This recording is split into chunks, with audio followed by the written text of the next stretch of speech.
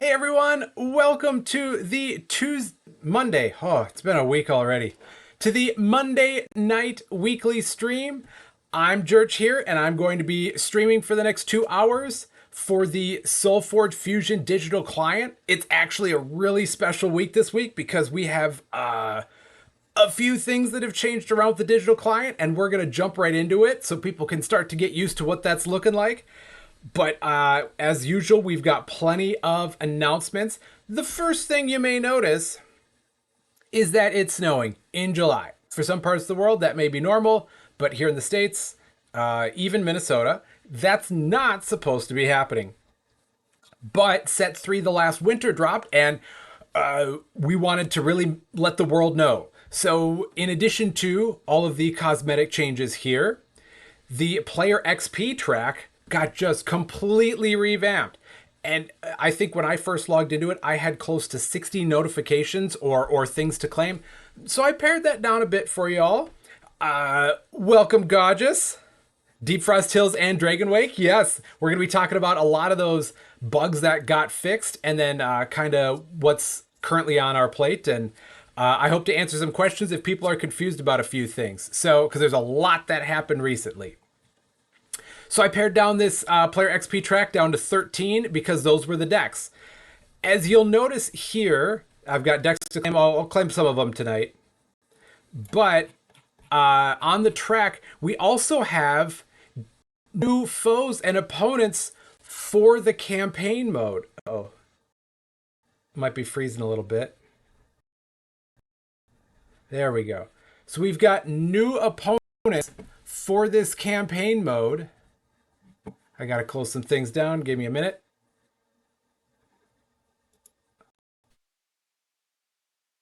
All right, that should speed up the internet just a wee bit. Otherwise, we're gonna see what we can do about this. But anyways, I am back to cold stare, right? You are, Gorgeous. Uh-oh, but now everything's freezing for me. Okay, now we might be okay. Uh-oh. This is a great start. We'll see what we can do. I might need a camera for a little bit in order to make the rest of this stream work. Can you still hear me okay? Hopefully. As we're going to make some executive decisions here. I think we might go rid of the face for a little bit. Got one there. Face. Let's just get rid of that. And hopefully now let me know if it's stoppy, and then I might have to try to do some advanced things on the fly here.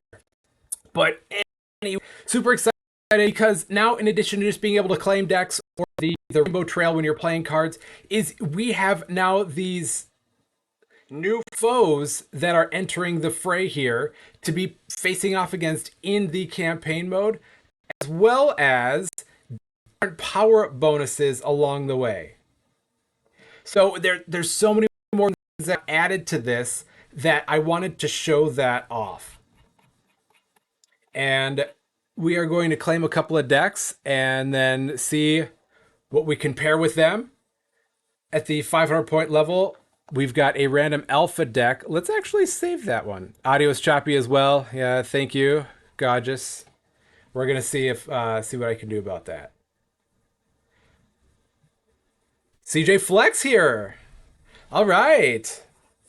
I don't know if you've been on the chat previously, but that's good to see you. Okay, so hopefully this is going to work a little bit better. You can't see me. You can trust I'm still here. So we're going to claim some of these decks. Let's see what this last one in the line is. Aloyan, the Shamed Mentors. Oh, interesting. Let's see what's in this deck. Crux Cobalt, Unity, Mind Wipe, and Shattered Psyche.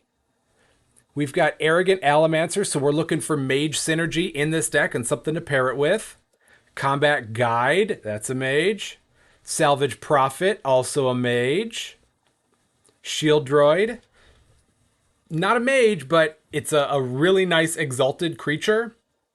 provided I have some exalts to work with it. The Soul Cipher, Robot Spirit, so robot, a little more robots going on, and hopefully some spirit synergy down the road. Suppressing Champion, oh, I like that one. Spells, we've got Aerial Assault. That's got some Slay synergy. And Electronet, one of my favorites. And Renewal, which is an activate one, exalts the Seal of Anvilon. We could probably do a little bit with this.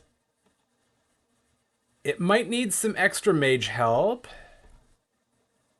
But I like suppressing and then the champions. So maybe mages and some exalts. I think I might have a good pairing for that. We'll see. So I claim that one. Let's claim this other random one. And probably just smash them together. Oh, it's another Aloyan. So I guess we can't. The Patrols of Mining and Pushing. This Ironbeard has Iron Might, Formation, and Shield Slam. Ardent Justicar, so it's a nice big body and a warrior. Camouflaged Captain, that's got excellent synergy for all the warriors going on. Forge Plate Yeti, so that's with a little bit of armor synergy. Light Forge Sentry is some armor synergy. Prepared Scavenger, I like how big that creature gets at level 2. Ready one of your creatures. Stabilizing War Charger, okay. Sonic Burst, which is nice. Mech Armory, Seal of Anvilon, Silver Arc. This one's got some pieces too. But I want to try to pair with this mage one here, so I'm going to claim this Tempest one, and we'll see if we get any mages, then we can pair these together. The Picking Rift Lashers Outlooks. Sunder, Summon the Swarm, Reclaim, Gathering Storm, Ardent Warhound, Echoing Smash Fist. Oh, that's playing Exalt, so we got Exalt Synergy. It's a warrior, though. A warrior with some Exalt Synergy. Energizing Hawk Rider. Oh, that's nice. Being able to put counters on one of my Exalts. Fleet Giant. Scorchmane Dragon. Stormcaller. Okay, so only one mage. But a lot of warriors. And we've got Aether Trap. Flamestoker Ritual. And Deep Frost Hills. Well, I think we have to use this deck now because Deep Frost Hills is one of the cards that was fixed in this latest patch. Picking Rift Lashers Outlooks. So we are going to fuse a new deck, and then I'm going to talk about the things we've got going on and more updates and such. But it looks like it is taking a little bit. Tempest, that one there. And then Aloyan, the Shamed Mentors. And let's see. I think I like this Sunder better with what the rest of the deck's trying to do.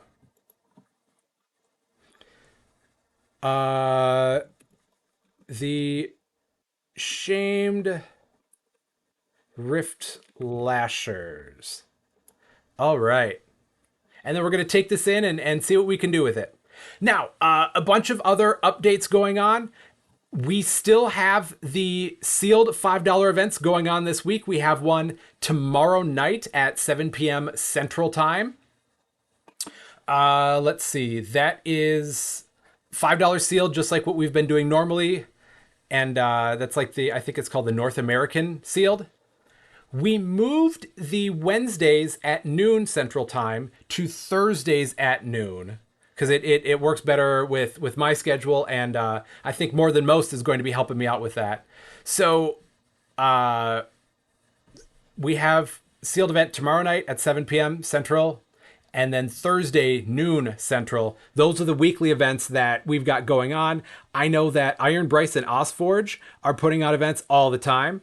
I know that Ankh is doing Wednesday stuff. I think Nathis has stuff going on as well. So there's a lot of opportunities. And then Goblin Credible, I believe, had one that was on Sunday through their store, and pricing was not available at the time, but That's I can get into that actually as soon as I play my card. So I've got all Tempest.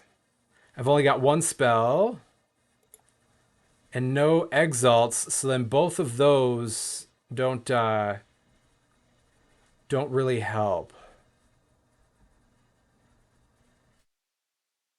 So let's Scorchbane Dragon for now, and then we'll put them in a weird spot with their second creature, their second play.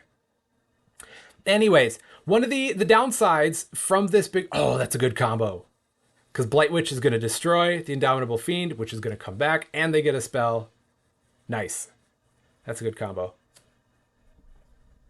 One of the negative consequences of the update that happened on July 4th was that there was some issues related to players' collections and a lot of digital decks or phantom decks that they acquired through a lot of my digital sealed events going on. So I'll tell you what I know, and then kind of we'll go from there. I know that it has been mostly my sealed events, the official organized play ones that have gone on. And oh man, crushing me. And that suppressing champion's not going to get good value out of it there. 5/5. Yeah, we'll go there. So what the engineers have told me that we need to do is I have gone back through July's events and June's events to any players that participated and that won or purchased their decks from any of my sealed events, because those might have been decks that just for whatever reason, and I'm not sure. I'm fairly certain we're still figuring out what happened with this, but I'm collecting. Coming right back at me, you say. Take the damage. But I'm collecting the decks that the player should have in their collection, or like should have won or maintained ownership of. Their username, so the name that shows up in the SolForge Fusion events, and like the way that I would be able to contact them, and their SolForge Fusion account name. So I blasted out a long list of players in the official online events Discord. If your name was not on that list, that means either I already have the information I need from you, or but they got the forge here.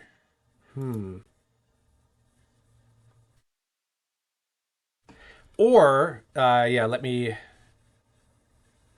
remember what I'm doing here. So if this replaces a creature, you may play an Exalt for free.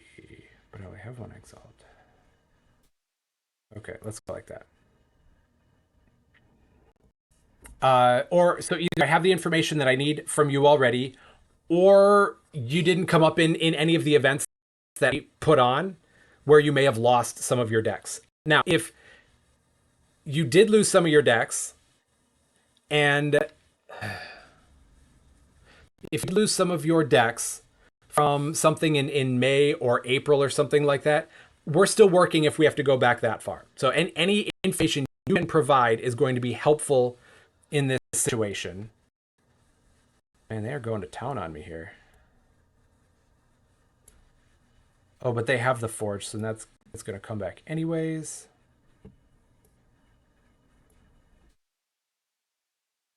And activate. And put that down. So I'm working my way back. And because there isn't a database of what players' Discord names, their account names, and their human names are, then it's a meticulous process. And it's going to take some time, but if you bear with me, we'll be able to figure out some sort of solution for it. And I don't know what that solution would be. I don't know what a realistic outcome for this is, but I'll be communicating with you every step of the way on all this. So that is first and foremost kind of the biggest bit of news from what's been going on since last Thursday. And I truly apologize for what has to go on with the process, and that people temporarily lost access to a bunch of decks in their collection. And we're figuring out what we can do about it. So if you bear with me, we'll get it figured out. So that was kind of bumming me out, but that is where we're at on that front. That working very hard to try to track down what where they went and how we can recover them. So that's the best I got for you at this point. Let's see. How many people do we have in Inch? We've got 8 people watching right now. Okay, that's not bad. Can we try to get to double-digit people? If we get to double digits, then I think I will be able to show off something from the Gen Con storyline event. I've got some artwork I can share. But we need to get up to double-digit people that are going to be tuning in on this. Don't have to be interacting. Hey, I get that I've got one of those dulcet tones that people can just kind of fall asleep to. But we need at least 10 people that are on the stream right now. Then I'll be able to reveal some artwork from Gen Con. And then I can definitely transition to start talking about what we're going to have going on at Gen Con. Because that is right around the corner. So we've got suppressing there. Don't have any other mages out. Okay, so let's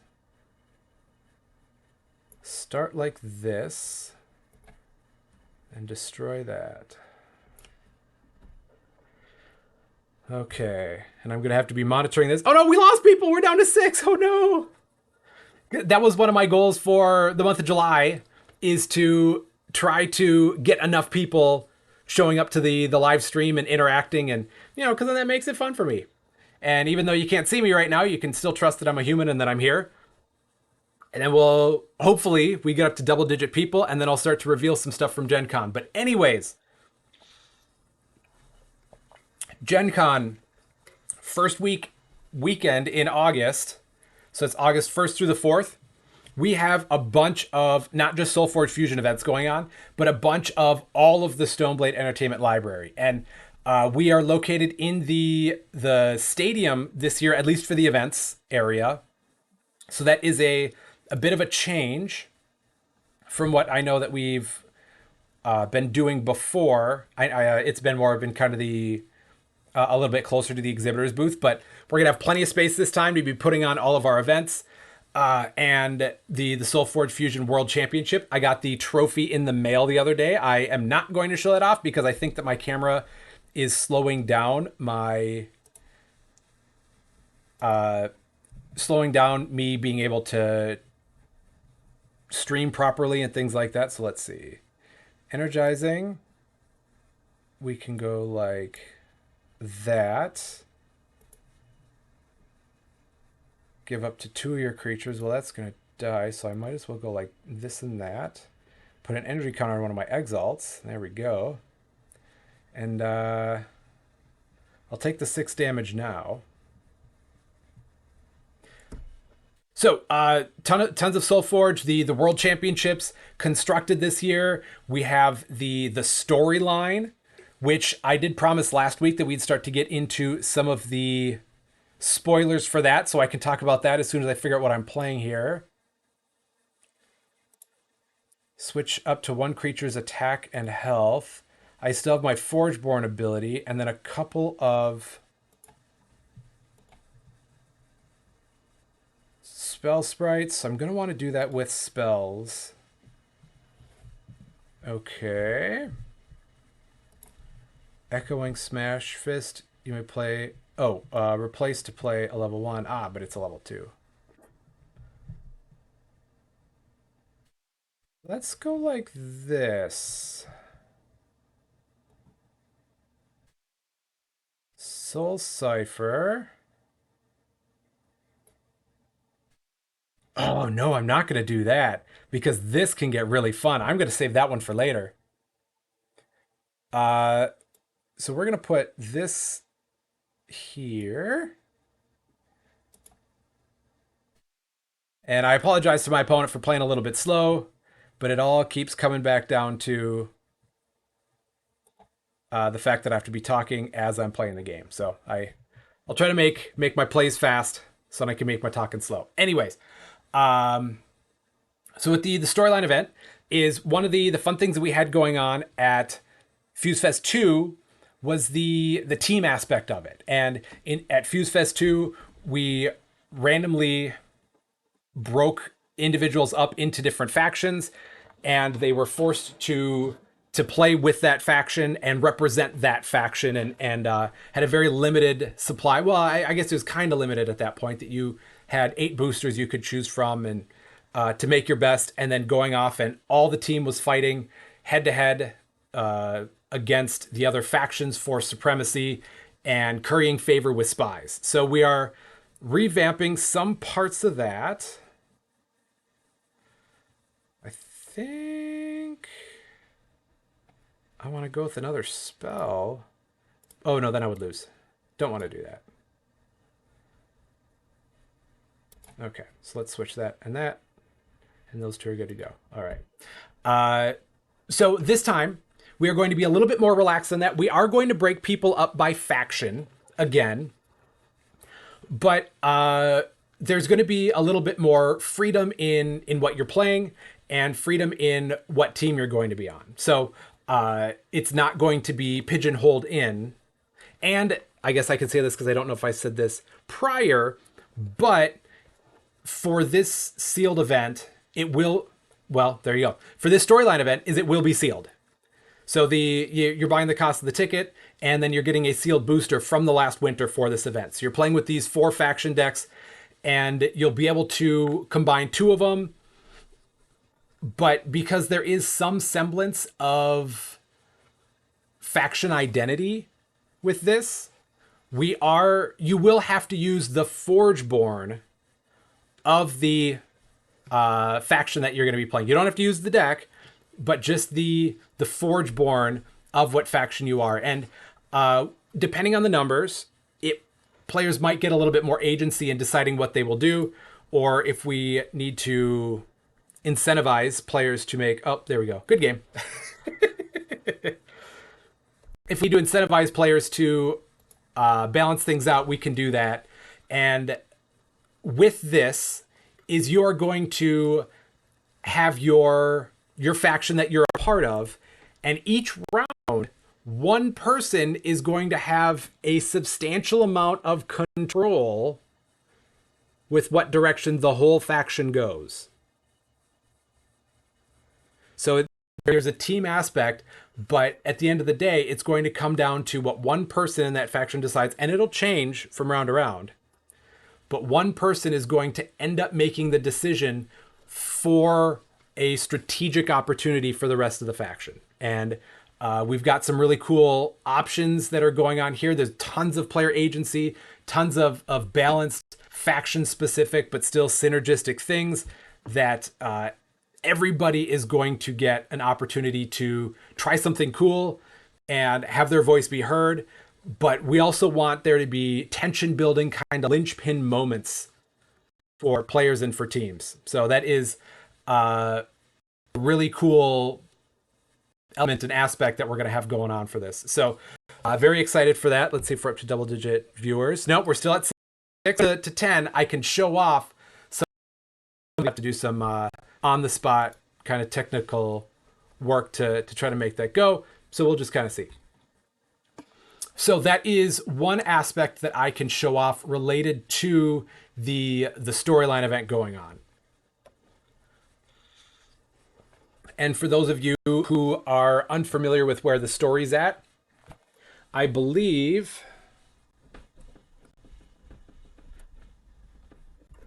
that an article will be dropping in the near future that kind of catches people up who weren't necessarily up to date, especially those who weren't at Fuse Fest. So it'll kind of be catching people up, and we want this to be an opportunity for everybody to know what's going on when they show up at Gen Con for this storyline event. So very excited for that. And as the days and weeks go on, I'm going to be promoting it more, going to be showing off more little goodies, and trying to build a little bit more hype there for that. Let's see this Necrium. The popping replaced Lyria allies. Let's see what that one's like. Dead Winter, Loyal Beyond Death, Army of the Damned, Abyssal Shard Witch. I like that. Arrogant Banshee. That's got good attack to deal some damage. Graveborn Color. Gaunt Predator. Got some spirits. Hibernating Maw. That one is frustrating to play against. Stalking Terror. Stout Reaper. Vampiric Revenue. Ooh, a lot of fun things going on. Echoes. And River of Souls. So we've got a little bit of recursion. And a lot, not a whole lot. I didn't notice any, a little bit of spirit synergy. Let's see if we open a new Terra and we get some spirit synergy. Let's pop this one right here. The Division of Crying Rhythm. All right, Oros, Barkskin, Shapeshift, and Dark Spores. An Arborist, Hardshell Beetle, Shardplate Behemoth. Oh, that one's so frustrating. Shroudthorn Splicer, Springbloom Elk, Springbloom Lotus. Nice. Everybody's gaining health. I might have to play this one.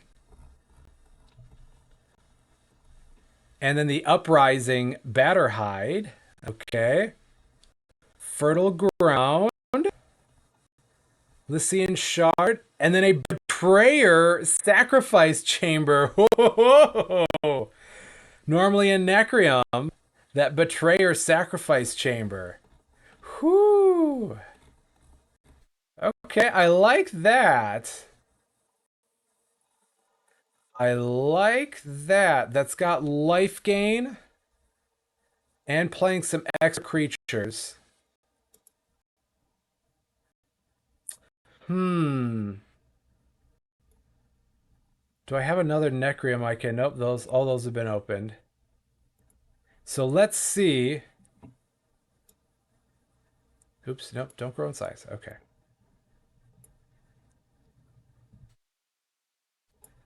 Let's see if we can pair this.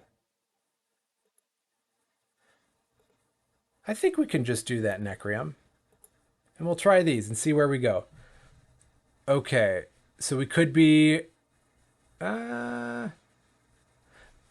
let's go Dead Winter. Because that one has a little bit of spirit synergy. Loyal Beyond Death. Give one of your creatures +6 attack. I think that'll work out well. And then Army of the Damned just in case we have a problem. But double Springbloom. And we'll take this in and see what we can do with that.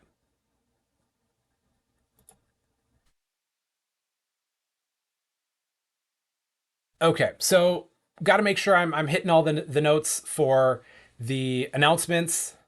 So we're working on the parts of the collection that didn't or that got taken away or are kind of misplaced, the digital stuff related to the recent update. A lot of things were fixed in that recent patch, but not everything because it's an iterative process and we'll get there eventually.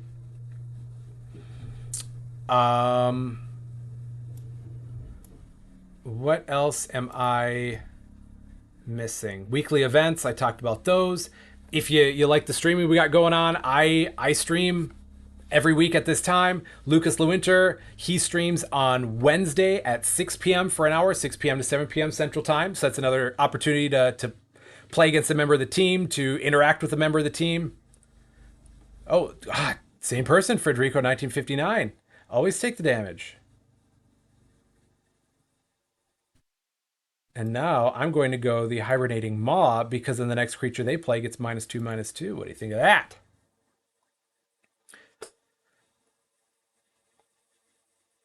July also has another.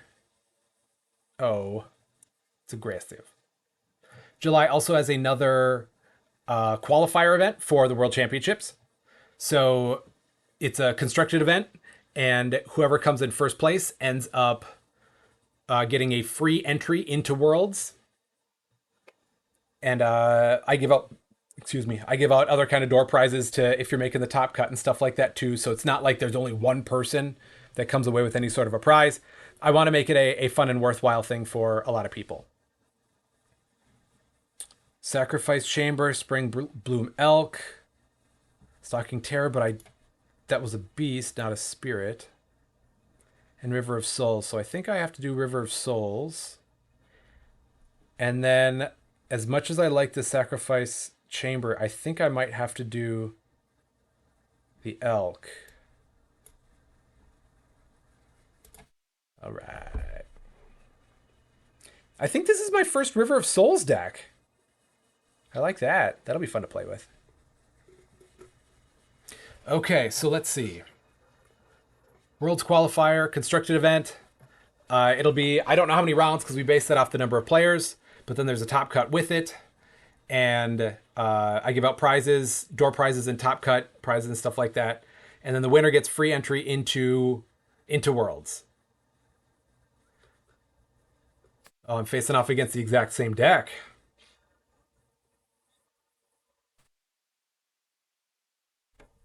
All right.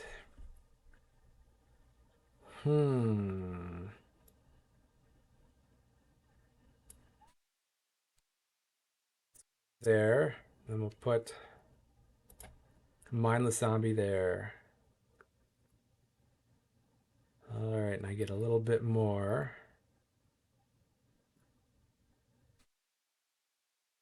And I think I don't want the witch to stick around. So I'm going to go like that. Oh, up to 7. All right. Let's see. What else has been going on or news? Oh, I didn't even show. I'll have to show after this match, but we made the tournament button go live. And all that does is take you to the events page. So then anybody who is looking for news on SolForge Fusion events then is able to get that information just by going through the digital client. All right, so I've got River of Souls that I can pop one more time. Do that. And then I can Shroudthorn Splicer and make that an Oak Father. All right. Anybody do anything fun for the 4th of July weekend? Anybody travel, go to a lake, see some fireworks? I want to hear from you all. And definitely create some interactions that will not age well. They won't be evergreen for future viewers. This deck is nice and fast. I think, is it set 1? They don't have, oh, nope, they don't. They don't have shared deck list on. Naughty, naughty. I guess I don't want to say that. It's a choice, but I think it is a prudent decision for, and especially it is required for organized play events. So I always have it turned on. Just so then everybody can see what deck you're playing. It's open information for competitive play. Anyways, okay. If you have one or more spirits, and I do think that's my discard pile. I do think I have at least one spirit in my banish pile. 1. Yep. All right. I like this Spring Bloom Elk is so big at level 2. I like that.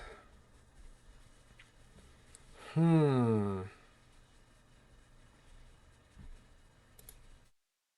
up to one creature, -3/-3. If you have one or more spirits in your banished pile, give up to one other creature. Oh, okay. It's not going to be great now.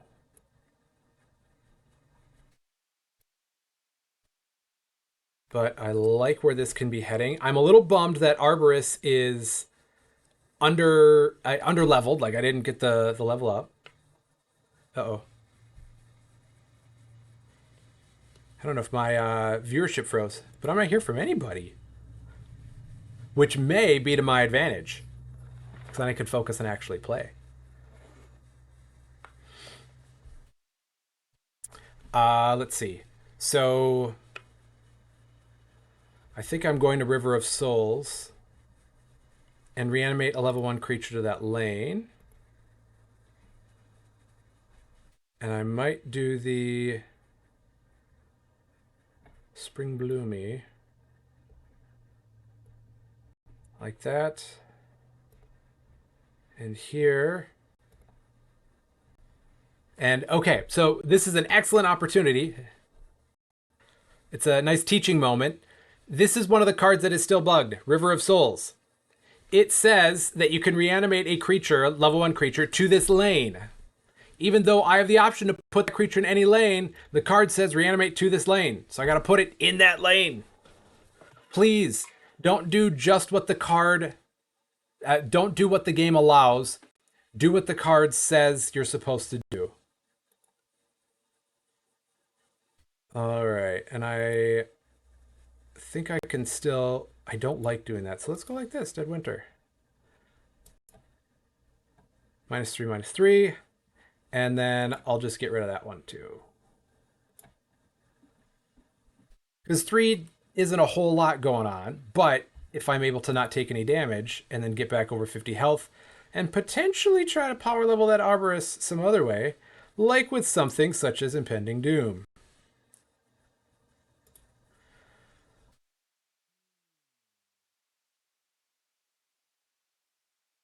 If you have a spirit in your banished pile, give one of your creatures +2/+2. That's nice, but not great. Let's go like that and take that off the board. All right. Ice Ninjas, rain delay for fireworks. Yeah, in Minnesota, it definitely was a shockingly rainy week. That the 4th itself, there was the weather wasn't great. I think the day after, depending on your area, you weren't getting great weather. So I know that and I know that geez, wants to keep that Spellstorm alive. So I know that in the Minnesota area, weather was kind of hit or miss. Oh, this one's gonna hurt a little bit. 16 coming back. Whew. All right.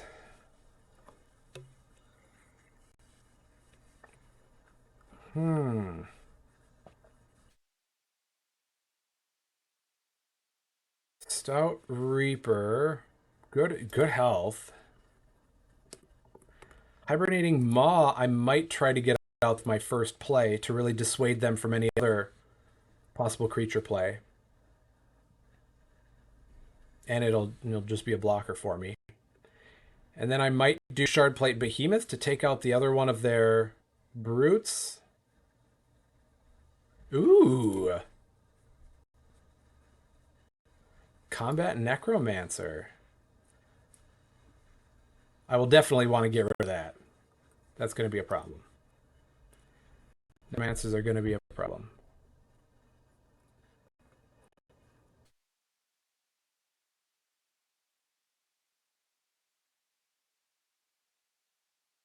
All right. So I think I'll just throw the Hibernating Maw there. And then I'll put the Behemoth over in that.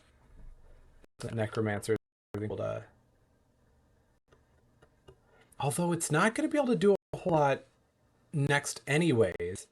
Because there won't be any Banish pile, or Discard pile.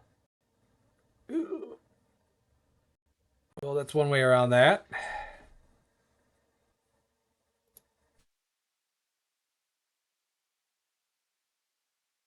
And do I want to put a level 1? No, I think I'm good like that.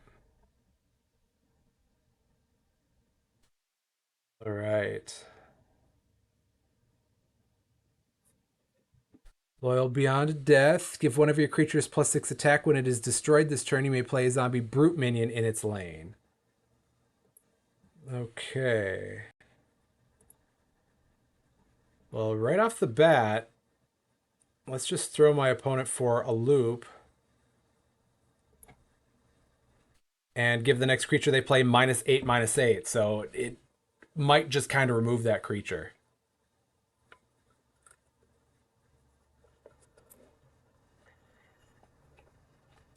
And I know y'all can't see it anymore, but once again, this stream is brought to you by water. You can't do much without it.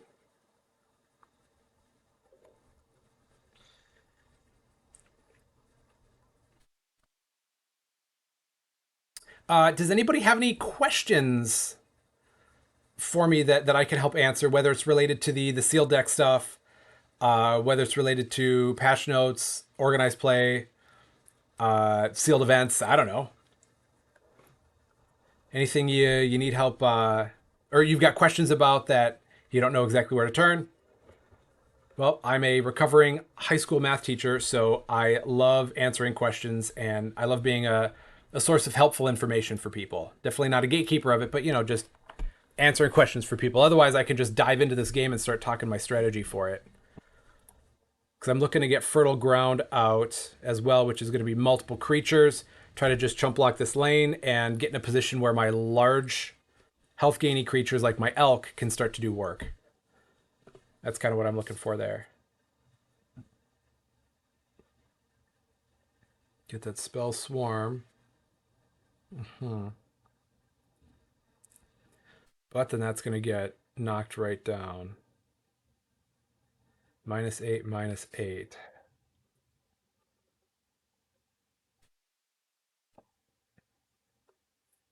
And Fertile Ground is definitely behind curve because now it's only playing a Wisp minion, where then after it's a level 1 or level 1 and 2 creature from my hand. But minion's better than nothing. Give one of your creatures +6 attack. Then this turn, when it's destroyed, you may play a zombie brute minion in its lane. Let's go like this. And I'll get a Wisp minion out for that. Then I'll make that Loyal Beyond Death. Gotta love those little jellies. Loyal Beyond Death.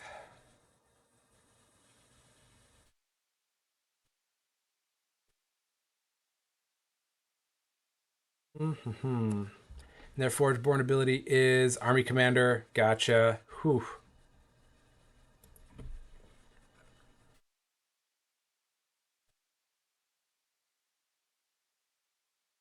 All right. So with this, I'm looking to get... Oh, that 9 damage is going to hurt. Yep. Shooty shoot. Yep, that did not work out well. I do get a zombie brute there. And the art will join us eventually. That's just a generic SolForge ring. Alright, so I got my last River of Souls. I'm too low of health to make Arborist work. But I've got the Shroudthorn Splicer that I could turn either probably my Behemoth into an Oak Father, which is going to be helpful. So I might do Splicer into River of Souls and then be able to have a couple of opportunities for creatures to come out and have bigger ones. So Shroudthorn Splicer gets an Oak Father here. And then River of Souls, I can have a 1 or a 2. So I could bring back that elk if I wanted to. That 9/9 elk. Yeah.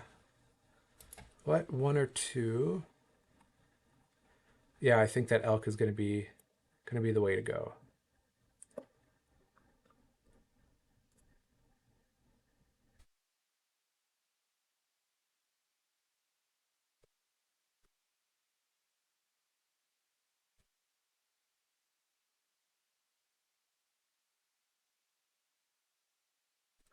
Sir Paper, has the team given any thought to a Phantom deck only online queue?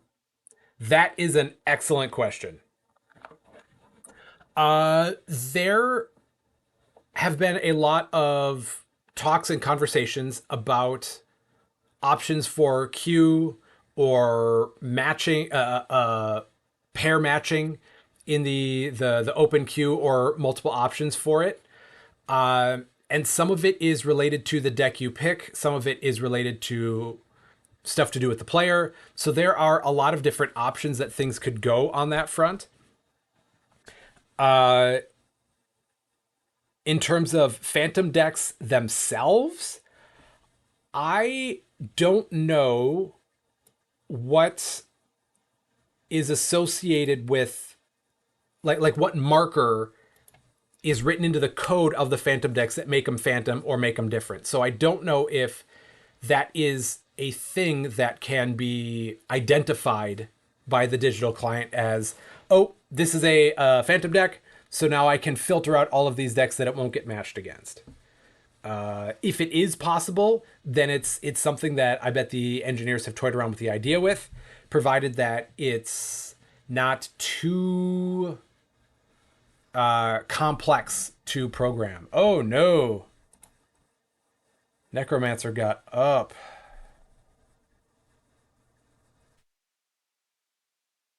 Uh-huh. This is going to hurt a little bit. Well, I need to get rid of that right now. So what do I have that can give me a deployability that's going to get rid of that?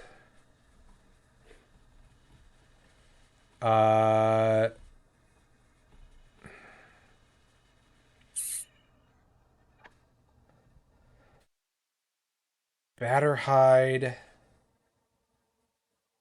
That's not going to do anything right now. So I think I River of Souls here. And I'm going to be taking 7 and losing my board. Oh, dang it. Okay. Taking 7, losing my board. I don't like, but I've got a plan. I've got a plan. Because, oh, I've just got the Batter hide right there. Don't mind if I do, because I can go like this and just have it lose all printed abilities and gain Defender. Just straight up like that. Okay. I'm okay with that. And then there it goes. Ugh, gross.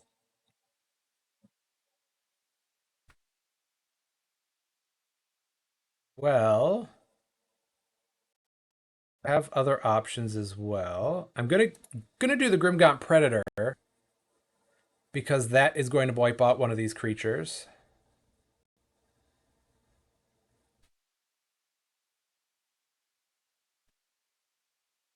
All right, so Grimgaunt Predator there.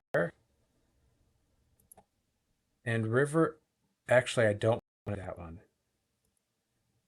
No, I do. I need to. I need to. Because I need to block that. And this is a level 1. So I might as well do Shardplate Behemoth there. And then because I have the Forge, I'll be able to take that out post-combat. Yeah. I do know that... Oh... Well done and painful. Well done and painful.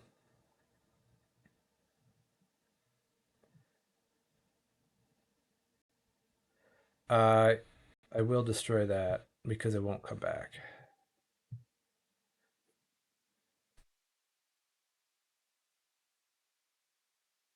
Ouch. I do think that...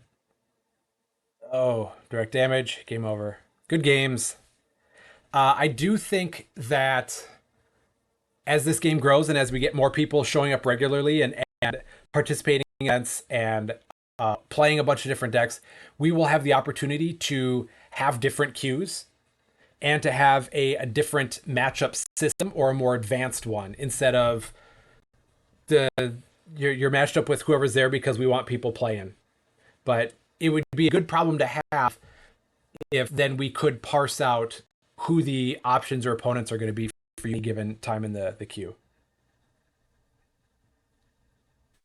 CJ Flex, this question looks like that it is related to the dissing. And let's see, what's something that I want to do that's a little bit more fun for me? So I'm in the queue and then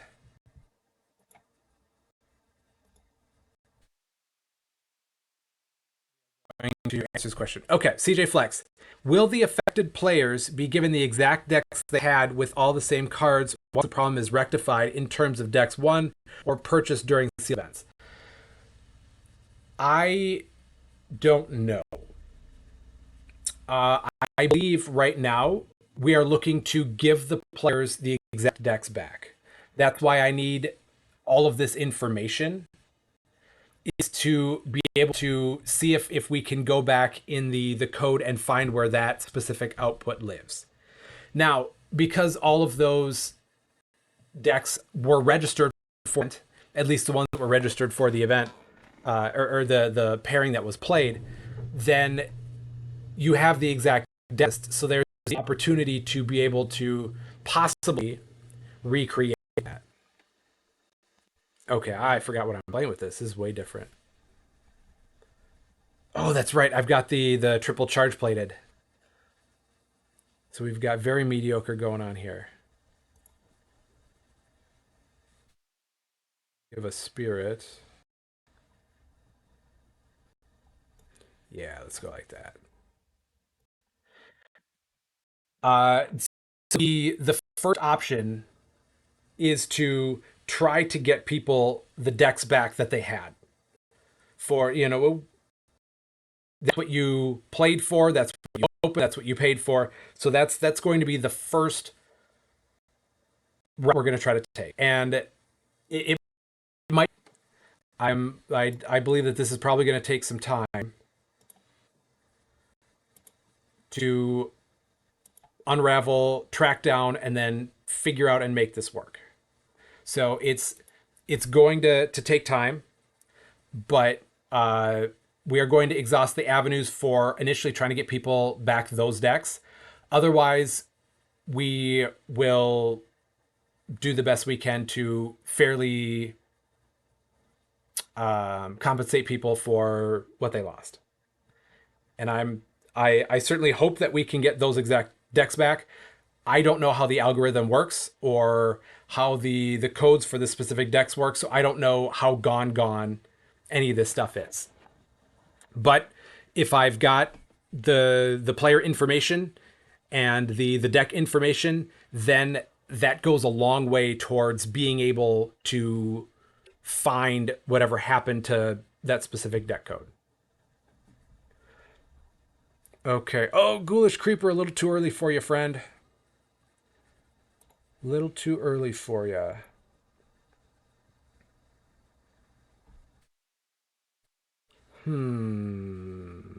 Okay. Ghoulish Creeper there. And then my opponent is either going to take 5 damage, which they did.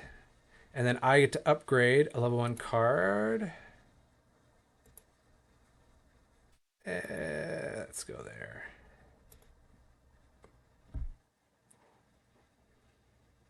Because they probably wanted just to destroy that. Yep, makes sense.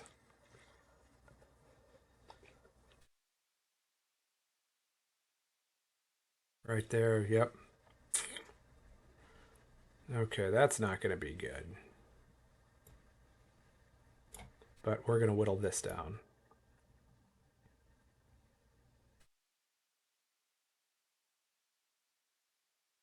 Okay. Hmm.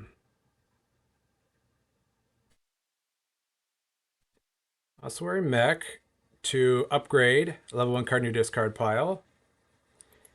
And then if they play something weak, I can Om Nom Nom, which they did, so I can upgrade. There we go.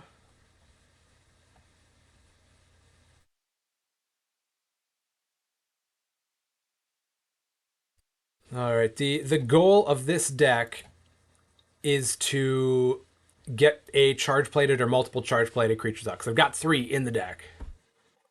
I'll show you. We have charge plated Justicar 2825, charge plated Specimen 2034 with an incredible ability down there, and charge plated Techno Hulk 2426. Don't mind if I do.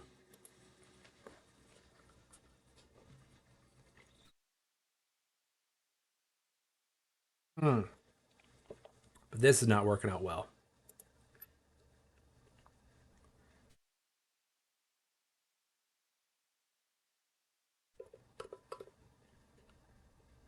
Uh, 3 I can live with. Okay, so suppressing one creature with 3 attack or less. This is going to be doing a mindless zombie minion if it destroys the thing. I need it to destroy the thing. So there, for this here. And I know that I've got 2 mindless zombies in the chamber, but... Oh, man. 2 war callers. Not good. Not good.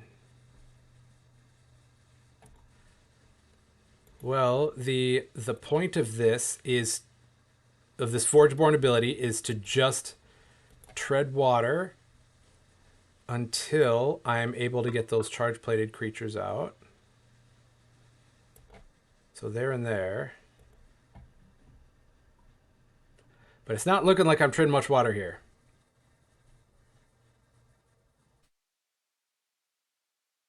Okay. Then we can go Ossuary Mech there. And a Pocketmancer over here. That Lasher's so mean. Okay.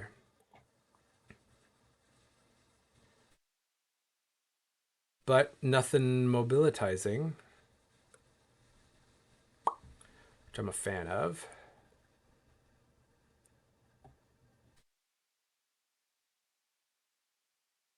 Forgeborn ability to destroy level 1 creature. Okay, well, I'm not going to have many of those anytime soon.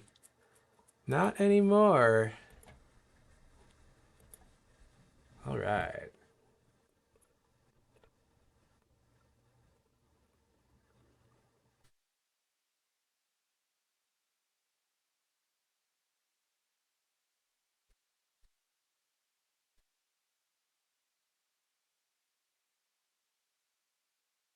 $10, $17. Yep, that's going to be taking a lot right to the face there.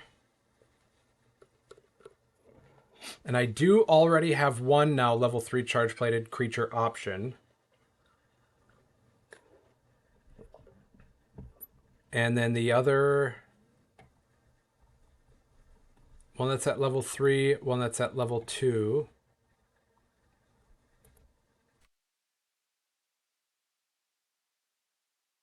But it may not get there. Not get there. Because I have to now still block 2 out of these lanes. 2 more lanes. And I definitely don't have anything that can do that. Well, now especially. It's...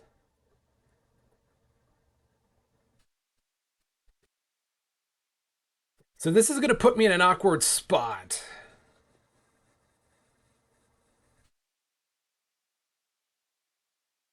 Because, well, it doesn't matter what I do there. I give it the 3 armor. All right.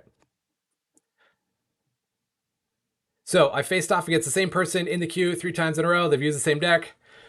And I have lost 3 times in a row. So now I don't want to use a stronger deck just in case I get faced off against anybody else.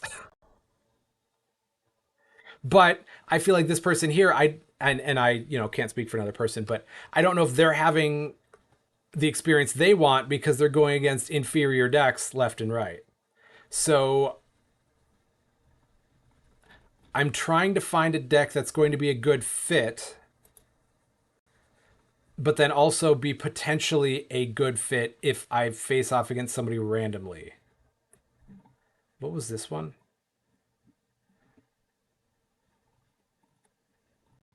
That's right. The double Inspirited with this. Oh, but it's got Hantu, so never mind. I'm not going to do that. Not going to do that one. Let's see. Suggesting Peace is always good.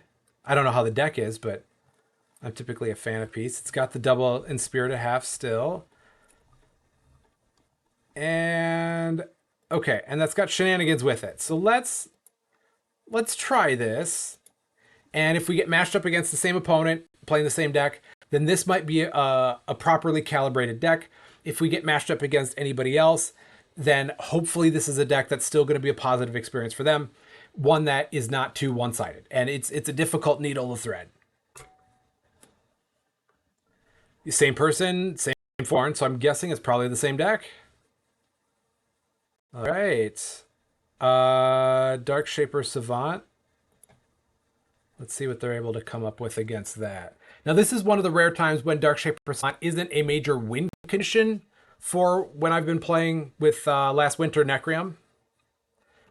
That it's more of just a, oh, look what I can do.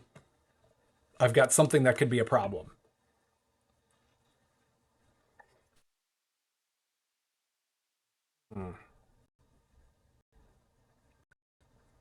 Well, I like the recursion that I do with the Utera Forebear. So we go like that. I'm going to give this +2/+2, and then give their Blizzard Shaman a -1/-1. So then I will win that trade, hopefully, and keep my creature alive. Oof. Man, that is a good glass cannon right there, that Raging Warstoker. That Yeti Eye tells you. Whew.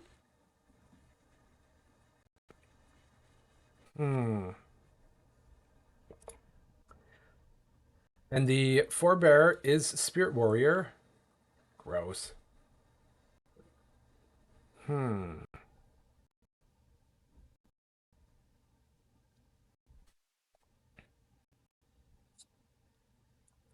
might want to save that one. Nah, let's see what they're gonna get rid of. Blight Golem, I really like that. I really like leveling it, because then later on is my spirit gets more. It gets +2/+2 or +3/+3 for each remaining enemy creature. So it's a nice catch-up card. And I get to start making more choices on what gets brought back. Let's see, in Shard, I don't ever really play in this deck.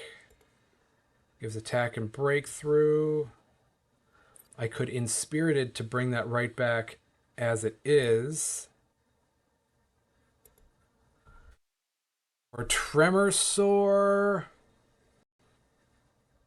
But I know that their Forgeborn ability is just, their level is just Death Touch, which then doesn't do me any good. Let's try, though. Let's see if we can put them in a bad spot. Because Tremor Sore gains attack based on how much damage I'm dealt. So now I've got a 12/10 with breakthrough. And I'm not substantially in the health department, but I can handle it. And then we've got ourselves an Inspirited Bartok. Don't mind if I do. The Bartok, next creature you play gets +2/+2 in Spirit. I can replace this with a level 1 Spirit in my Banish pile and give it +1/+1. I have 1 Spirit in my Banish pile. So it gets +1/+1. And then it gets +2/+2. And then I get to give one of my creatures +2/+2. Well, I'll give that to the thing that's got a bunch of attack and health and breakthrough.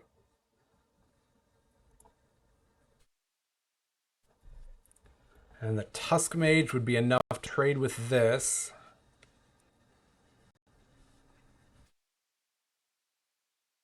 The Spectre, I think I had things that were Spirit Banish Pile synergy, so it might be in my best interest to play them.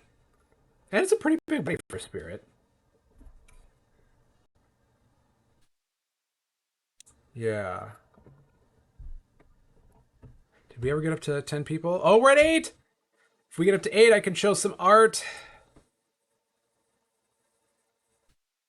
I can show some art from the storyline event and then start to pique people's interest with a spoiler of sorts. Oh, I'm worried about what this is going to look like. Yep. That's totally fair. So I could do Dissipating Spectre to trade there.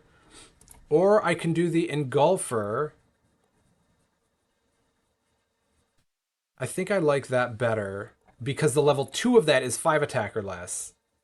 And that's going to catch a lot more than the 2 attack or less that this one's at when it's exalted.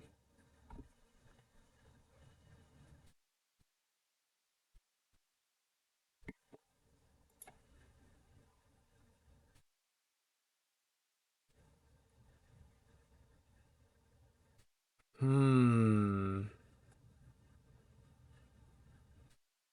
I think after this, because I want to try to absolve myself from feeling guilty. Oh, and now that Blight Witch is going to come up and play.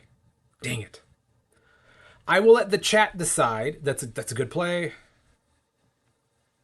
Oh, that's a much more aggressive play. And then they'll just be able to use a Forgeborn ability to pop that right away because they start with the Forge. Right. No, I like that. I mean, you're taking, well, you're still taking 10 this way. Yeah.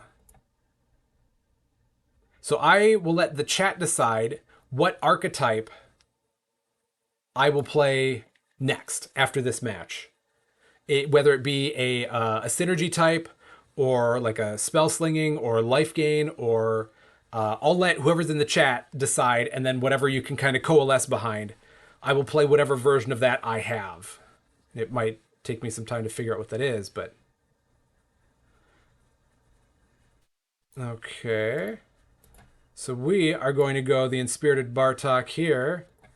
Next creature I play +4/+4, and then give that creature +2/+2. So now, what normally is a 1/1 is now a 9/9, which ain't too shabby. Ain't too shabby. And then, if need be, I can Blight Skull Bomb to give it a little bit more and take out an opponent's creature. So we're doing okay. Which is nice. I've got zombie decks. I've got minion decks. I've got a Furious Shard back that I play on here from time to time. Spell Slinging, Mage Synergy, Dinosaur Synergy. I'll play whatever the prevailing decisions are going to be for this. I want to know what people would like to see, and or play against, likely me playing against Federico 1959. That's right, they used their Death Touch already.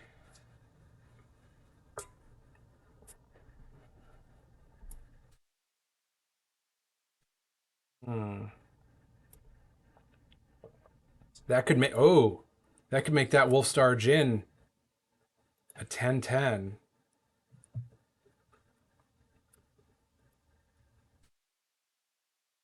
You gonna do it? Deal 4 damage to everything? Wouldn't mind if you did.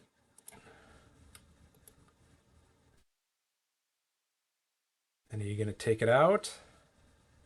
No, let me do my thing. Okay.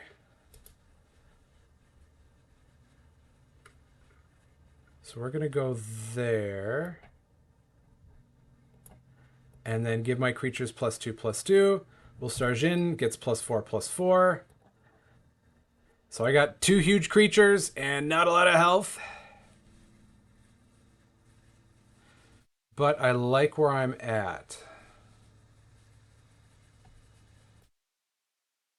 Especially if I can do something with this now.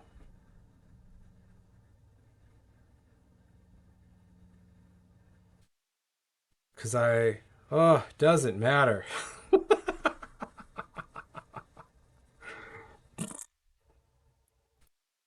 What spirits do I have? I don't have any spirits in my banished pile.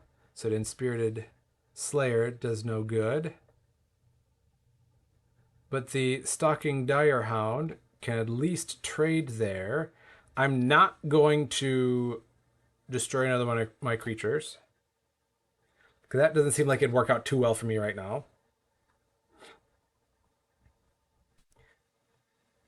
All right, anybody in the chat, if you let me know what type of deck you'd want to see me play for the next match or two, then I will gladly bust that out. Take 3 damage, yeah. No question. And even this 5 more from that Slay, that is A-okay by me.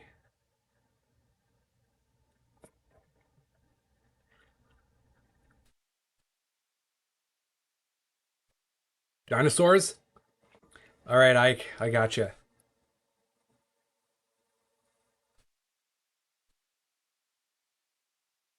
Hmm.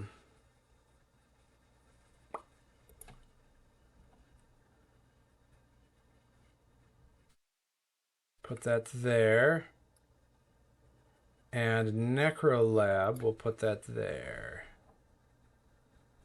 In pretty desperate times right now.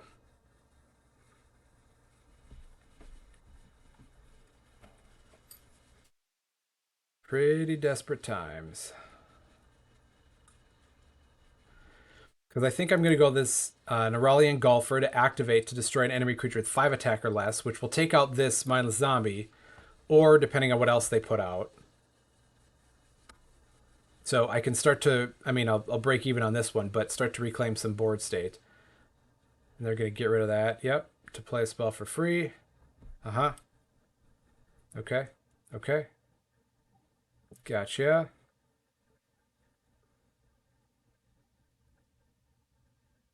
And I'll go this here. And destroy a creature with 5 attack or less. I'll get rid of that Blight Witch. And I'll still take 6. Down 9. I think that they can one-shot me, potentially. But I do have Bounty to at least gain some health back. If need be. So let's go Inspirited Bartok.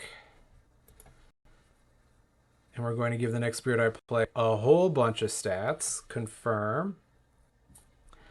And this time we're going to go the Wolfstar Jin.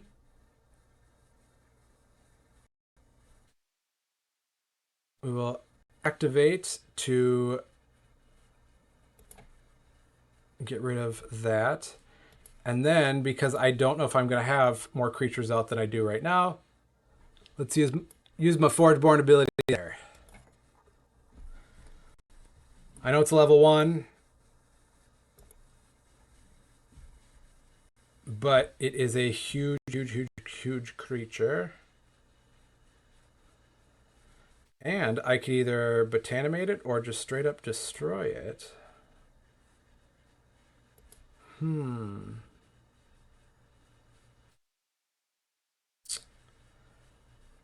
I think I am just going to Blight Skull Bomb to destroy that right now. And my spirit gets nothing from it, but that's okay, because now my opponent's board is empty. I'll take that. Oh, and it deals 14 damage. The perfect amount.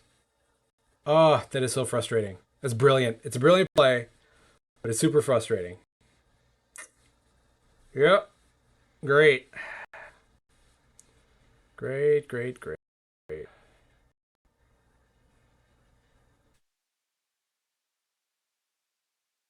All right, so I've got plenty of options just to chump block this, but that's not what I really want to be doing with my turn at this point. And they still have their army commander upgrading 2 cards in their discard pile. That's their banish. Discard. Well, they got a lot of spells. They can bring back that Blight Witch. Huh.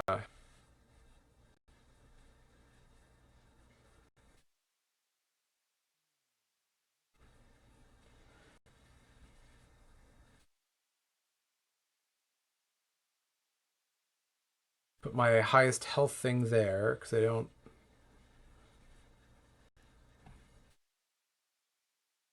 I've only got 2 creatures. They don't have anything with mobility, so I'm guessing that they're going to be upgrading, yep, something, and then the Blight Witch and bring the Blight Witch back. And then sack whatever they want in order to play as many spells as they'd like.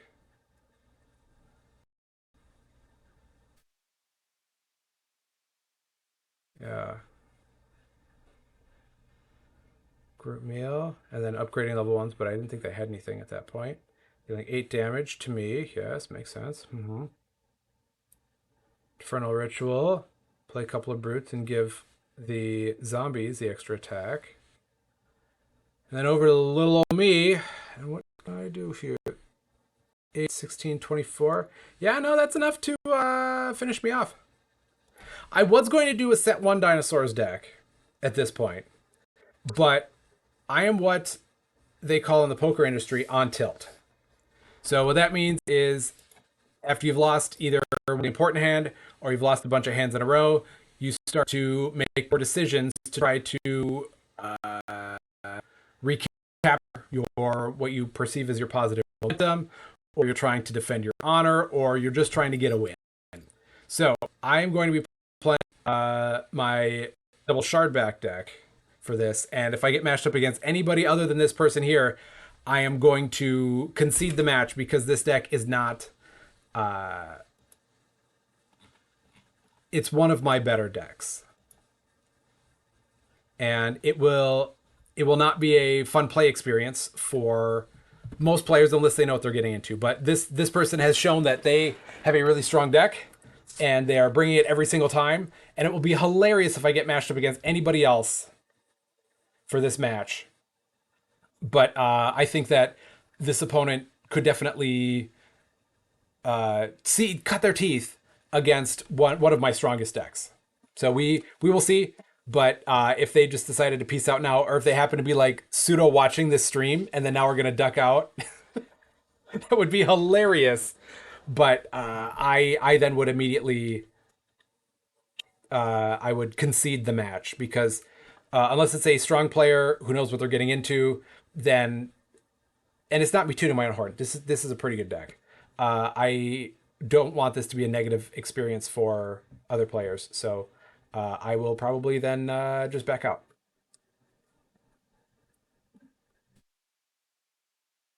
And it seems like they might not be back in.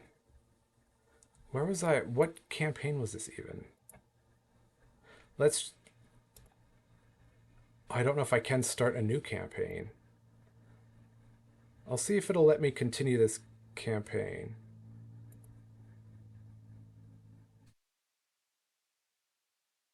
Otherwise, I don't know if I've done a campaign since the update where they revamped all the nodes and things like that. So I may have just inadvertently frozen my game.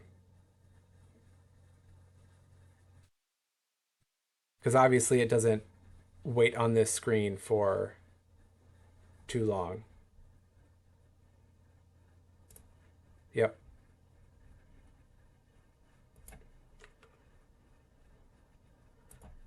Yep, so it looks like that I may have put my game or froze my digital client because I'm trying to do a campaign when now I've got all these updates that are in because I went through the mastery track, the XP track, after I had started this campaign run. So it might just be given conflicting bits of information. And I don't know the computer language for any of that. So what we're going to do is we are going to start a new campaign. Let's see. And we can jump back into the game. There we go. That's the part you actually want to see. And like I said, tournaments now, you can click that and it'll take you to the events page, SolForge Fusion events page. So we got that, but campaign, I have to start a new campaign. And what's going to be a fun one? That one. Confirm. Start. But then I'm actually going to use dinos. I just need to now jump back in the queue with Autumn Wind. But now I can go through this, and now the nodes that I've unlocked are available. Your level 1 exalts are free. Your zombies have +2/+2. Let's see what this deck looks like again. Do I have a lot of zombies? Zombie Dragon. That'd be a good one. Zombie Mage. Zombie Mage. So 3. That'll work. So that's probably the upgrade that I'm going to do is the 2/2. And if it's anybody other than Federico 1959. Oh, Goblin Credible. Well, now I'm not going to do this deck. So, yes. Hopefully Goblin shows back up, but now I'm going to do a different deck because that deck was not going to be a fun play experience for anybody else. Oh, that's hilarious. And I will have to reach out to them on Discord after to apologize.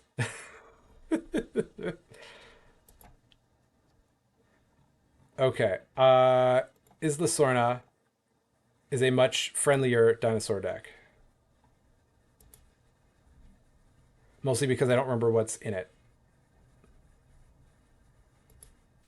And I apologize for jumping around for all this stuff. I'm trying to keep it moving. So, and it's for those of you who are watching and not just doing like I ask of turning it on in the background, that you have something engaging to be watching.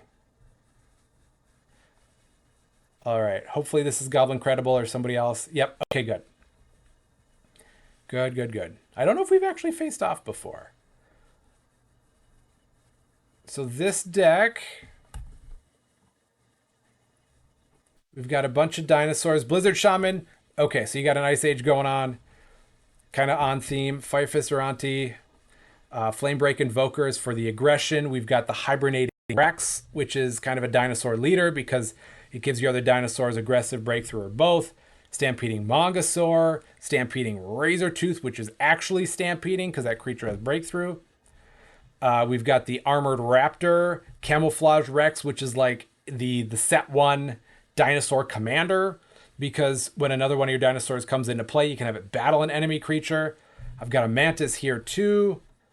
Relentless Wanderers to take up some lanes. And then Turnabout can be pretty nasty as a spell. Might of the Herd gives your dinosaurs plus attack and health. So we've got a lot of dinosaur and stompy stuff. And what is my level 2 Forgeborn ability? Give your creatures +2/+2. Okay. So I may want to do that. Anyways. But speaking of Goblin Credible, they're one of the ones that puts on events, and I think they had one last Sunday, if I'm not mistaken. I've been doing a lot of traveling over the last couple of weeks for a bunch of either family things or extended family things, so it's all good stuff, but it's a lot of moving around, so I haven't been able to participate in one of their Sunday events. But hopefully if...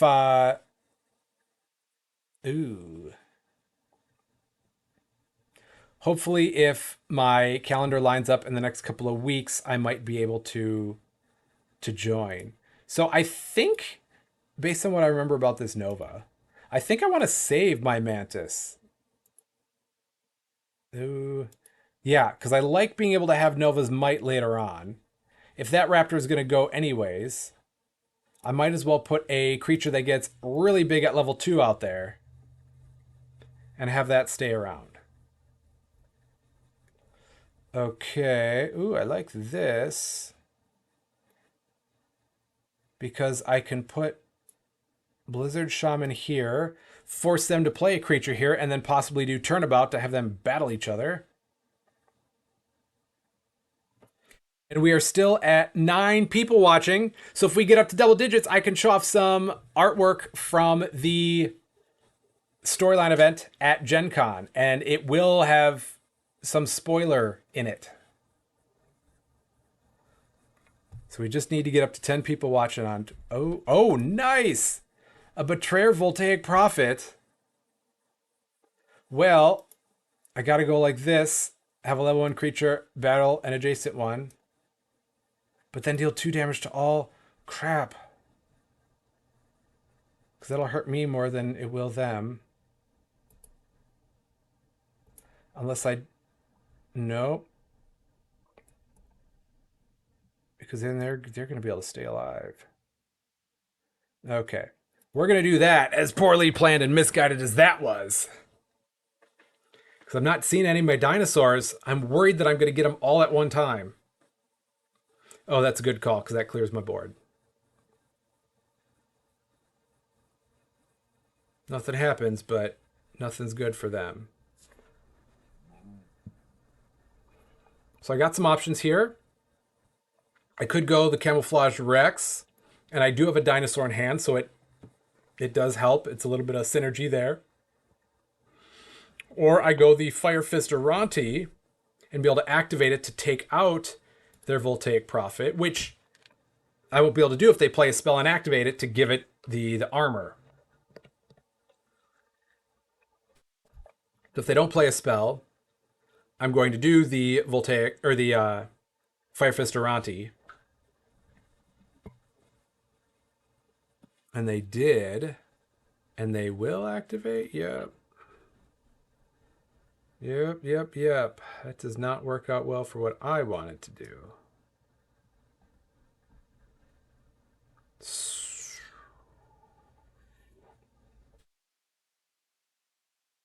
Well, I do need to get the Rex out.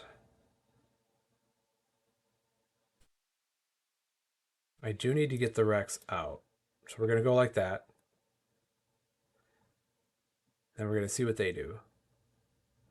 But being able to get a creature out for free and then a spell to block their Voltaic Prophet that's good stuff. It's good value, and it really puts me in a tough spot. Have it battle, so then they're going to be able to take that out, no problem. Well, now that puts this back in play. To go like that. So I'll still take 5, but it's a lot better than it could have been. And their Forgeborn is give your creatures +2/+2, so is mine.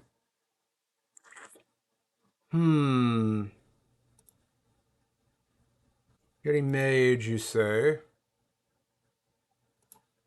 This would be dealing 4 damage to everything. I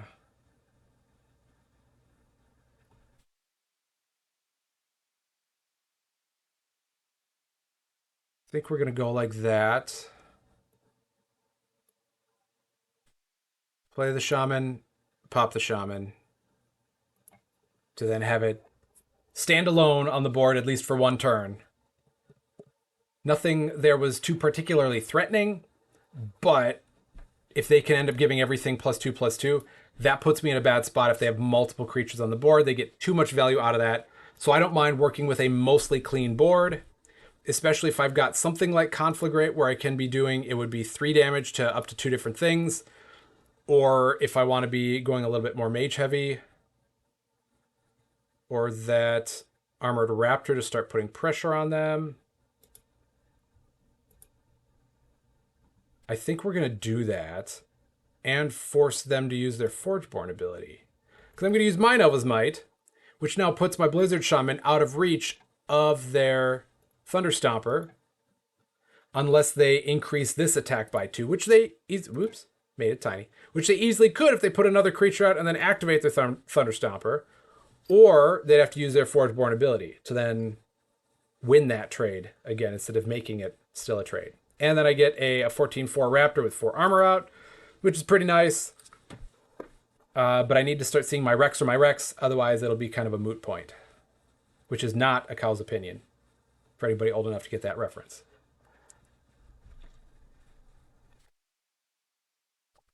Deal 2 damage to get that to then this be a trading situation because they didn't use their Forgeborn ability. All right.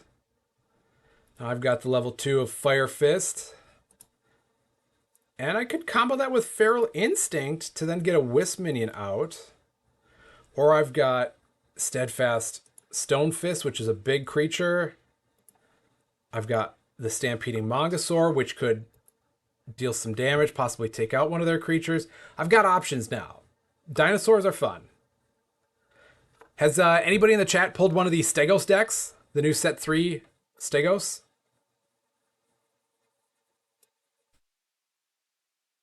Because Stegos, that card is based off of Steve Gossett, who won the Gen Con 2022 pre-release constructed event.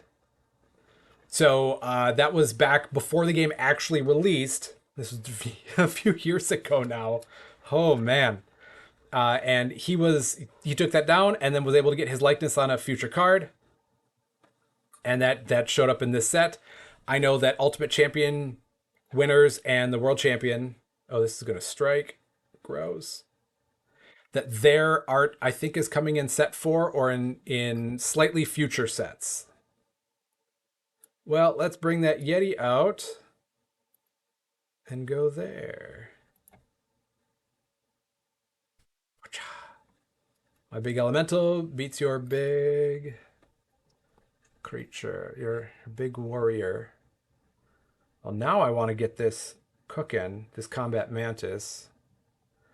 But let's do the Rex first.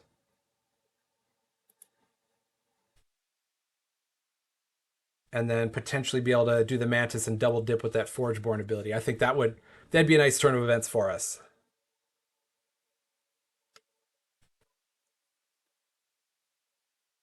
Because I'm guessing, as most people would assume, that you've got this +2/+2 in your back pocket, so you've got an advantage on your opponent. But that's where things like the Mantis that allow you to use your Forgeborn abilities in extra time are so valuable, because then it allows you to either catch up or get so far ahead of your opponent. And in the random queue, I try not to use too many Mantis or Forge Seal decks because a lot of those are really, really strong. And if you are any newer to the game than set 1, you haven't experienced what those cards can do. And I think that, at least in my opinion, can lead to a negative play experience for people. And I'm not about that. So then I just steer clear from putting those decks in the queue. Anybody out there can do whatever they feel is right. So I'm not going to say that I'm the arbiter of everything that is good and moral. But if I'm doing the random queue, I like to try to put things out there that are fun, that are engaging, and that are on par with what my average play experience would be. And if I want to do something that is stronger or more aggressive or more niche, or if I'm training or testing for something, then that's where I would just shoot out a friend request to somebody. And if you don't have a whole lot of Steam friends or know a whole lot of people in this community, the Discord is the place to go. The Stoneblade Entertainment Discord, you can go on there, get plugged in for everything SolForge, everything Ascension, Tactics, Shards of Infinity. You got to be kidding me. We've got a couple of new projects that are kind of percolating. So there are plenty of opportunities for players to get more involved, to get questions answered, rules clarifications. And I cannot more highly recommend that Discord, especially if you're looking for people to connect with in the SolForge Fusion community. And at the end of the show, I will throw up a Discord or a QR code that people can scan, and then that'll take them to an opportunity to just get right on the Discord. I may have to update that link, but either way, I'll check it out. And I want that to be a resource where people can go and get more connected. And you can find out about events that are going on, either mine or other people's.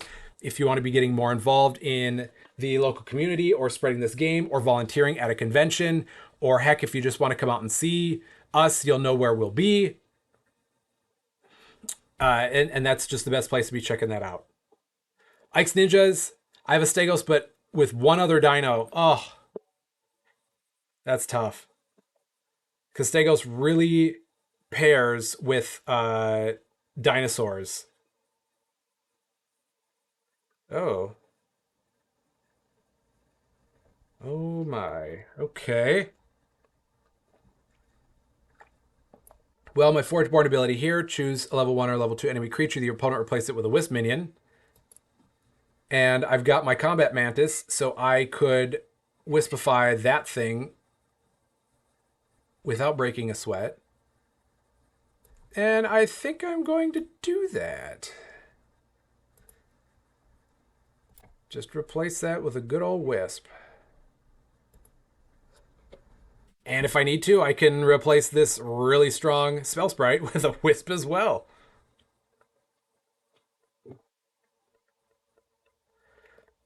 All right. And I don't have any dinosaurs out, so Might of the Herd doesn't do me any good right now. But I'm thinking I might try to get that Armored Raptor out in a situation where that 6 armor can block something. Oh, that's going to wipe most of my board. Wacha, wacha. Yep.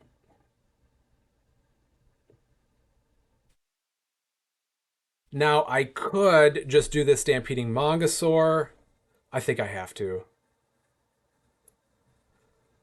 5 damage there. 5 damage to their major threat. All right. And I'll take the 2, but I'll have a pretty decent board state. All right. So let's go with the camouflaged Rex there. And then I've got the opportunity to roll a Rex into a Warex. And this hibernating one gives my other dinosaurs breakthrough. And this level 2 gives my dinosaurs +2/+2, and then have it battle an enemy creature when it comes into play. So those two are going to start to play well off each other. I really liked the mechanics that they, right off the bat, with set 1, that they had little things like this that really held your hand for synergies you could do, but held your hand in a good way. Like it gave you something to latch onto, which I thought was very important. Okay. So I want this one to stick around. Give it 2/2, and I'll just have it battle right there.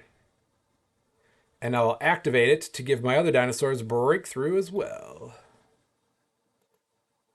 And get to save that Nova's Touch.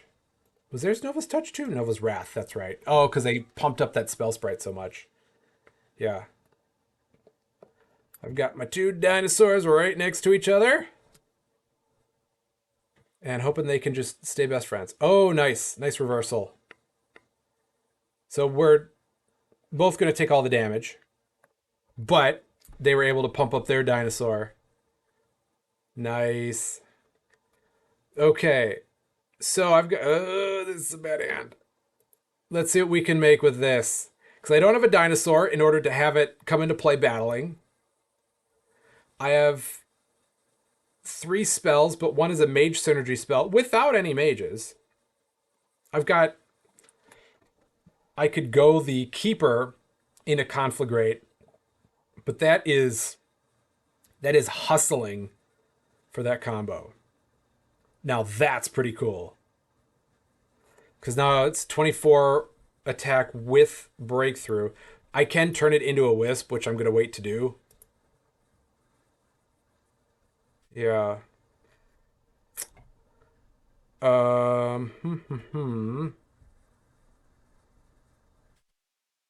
Yeah, so we're going to go Relentless Wanderers here, and then just in case my opponent decides to destroy the Relentless Wanderers, then I've got that Wisp out. But I am definitely turning their huge breakthrough dinosaur into a tiny little Wisp. Yep. Just get out.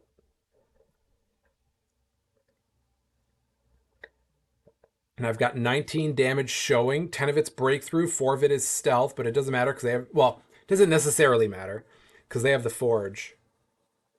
Oh no! Chant of Umbrock, because they had a dinosaur in play. I thought that then they could have given this breakthrough.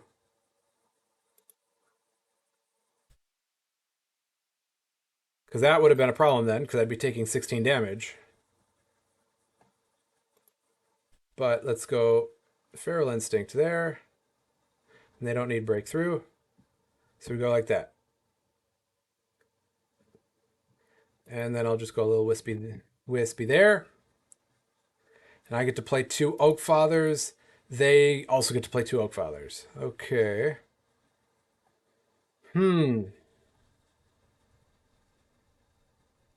Well, shoot.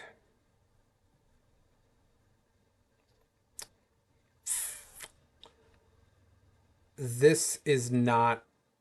This is a very stuck hand. I don't like that.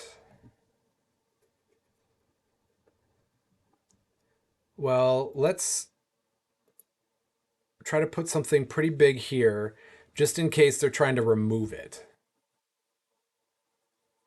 But I think my next play is going to be a Stampeding Mongosaur that's going to do a whole bunch of stampeding. And hopefully they put something out that'll be worthwhile for me to take out. Oh, and I'm not going to be able to take that out.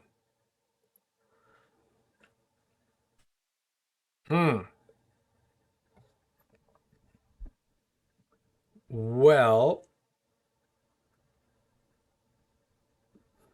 shoot. Shooty shoot. So if we go like this, if we replace this here, I can give this +2/+2 and have it battle an enemy creature. And then deal 9 damage to one of your creatures, deal 9 damage to an enemy creature. I'm going to go like this. +2/+2 and have it battle.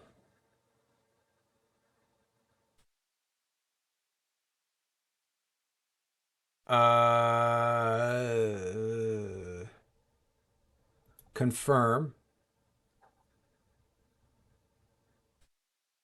Have it battle there. Deal 9 damage to deal 9 damage there. And then I'm going to play a Wisp Minion? I guess.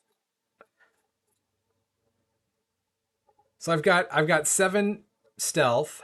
So unless they have a creature with aggressive, I'm going to win, or they gain health. And 7 breakthrough. But this is definitely limping to the end of the line here. Oh, yep, there you go. But I still have the 7 breakthrough, so that finishes off. But that was a good game. Good game. Got to see what the dinosaurs could do. Isla Sorna.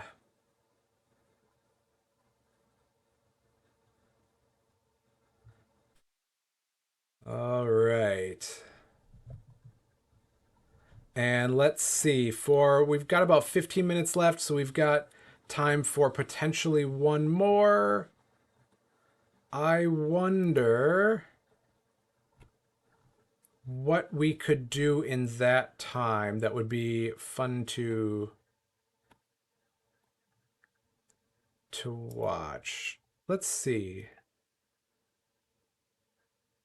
Which one was this? Oh, yeah. Yeah, let's try this. It's trying to be fast. It's trying to be fast.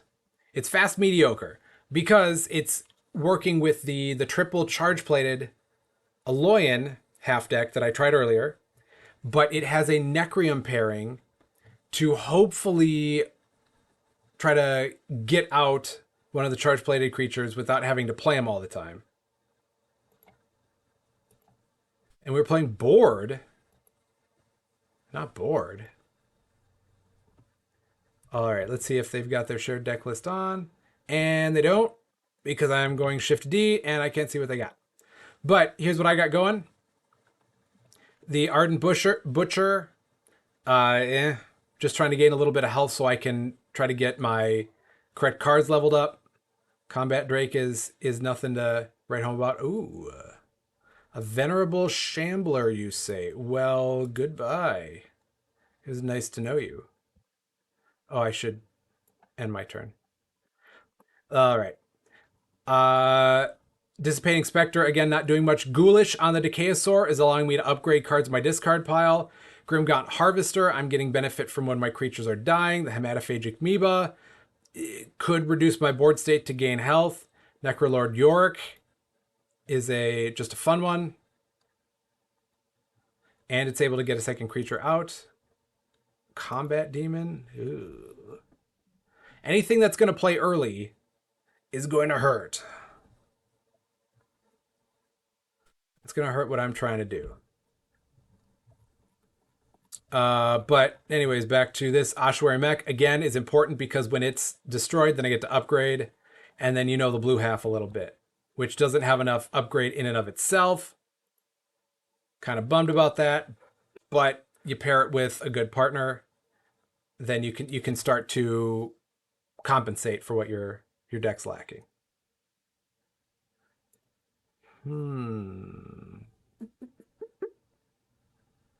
Let's see. No matter what, this is not looking good. But at least this lets me play out a second. Oh, that's on a sleigh. That's right. Jurch, you goofball. Oh, I can give that a little bit of extra attack. No, I think I want to put Ossuary Mech out because then that could upgrade. Nova Elementalist. Oh no. A little underprepared for this. I'm a lot underprepared for this. Because that, I don't have a level 1 here. Well, I guess I could. Yeah. There we go. Upgrade the suppressing. We'll see what we can do with that.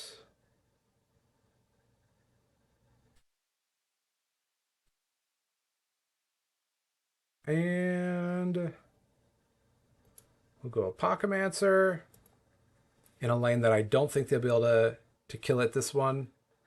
And then hopefully I can Ghoulish Decayosaur over the Necrolord. And then the damage will be done to this Combat Demon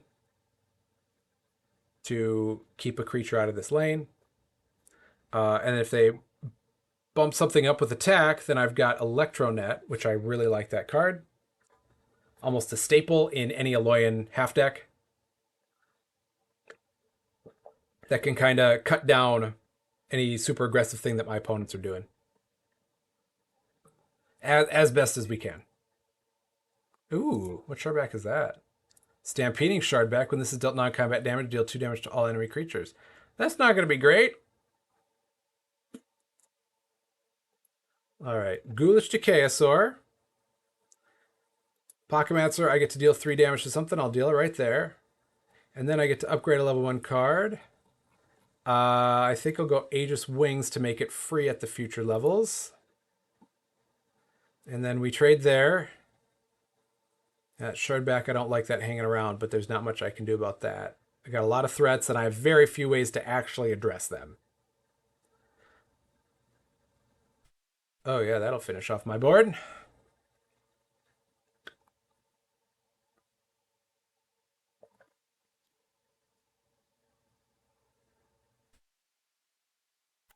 What else do you got? I can't tell. Okay. Well, I now can just suppress that Shardback. I like that. Don't have to worry about it. And Electronet, if they buff anything up, then I can cut that down to size. Ossuary Mech, I'm going to want to put that in a place where it doesn't die right away because I would have nothing to really upgrade, really, outside of what else I've played before it. So that wouldn't do so well for me.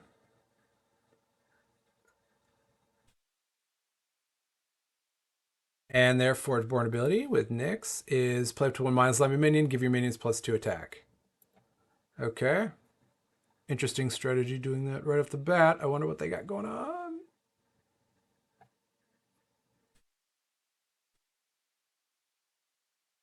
What do you have going on doing that so early with only 1 minion out?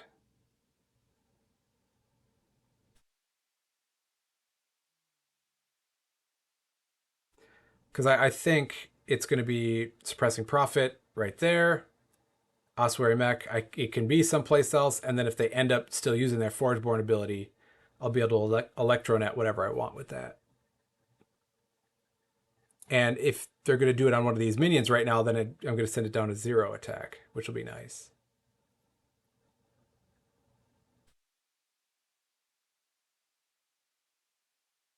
Circe's Call is a really interesting card. Let's see if I can show it off. Yep, there we go. Because it says play up to 1 mindless slimy minion for each spell played this turn, including this one. Not just your spells. We're talking you or your opponent's spells. It's a really good card. Give one of your creatures +3 attack this turn, it gets stealth, right? So let's go like this. And then we can suppress that.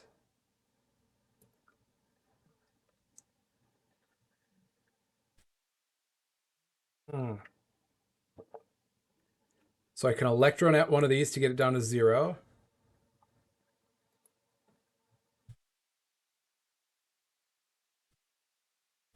And take that out because that is an elemental and that would trigger Rumble Spark. So we're just not going to let that happen. Go there, take my medicine, but then be in a pretty decent spot. Okay, so Ghoulish Decayosaur. So I can upgrade anything there.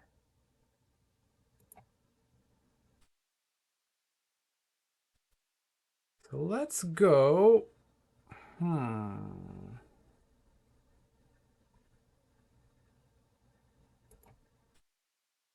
Let's go there. And we'll just upgrade the Butcher because Slay then being able to do 2 damage is better than Slay being able to do 1. Go that there. And I'll get the most value out of my Forgeborn ability if I use it this turn, because I get to give a creature stealth. And they're probably going to take out the mech there. So I'm glad that I waited, because that's where I would have given the stealth and the attack to. Upgrade. Well, I'll just upgrade the Butcher to the level 3. Don't mind if I do.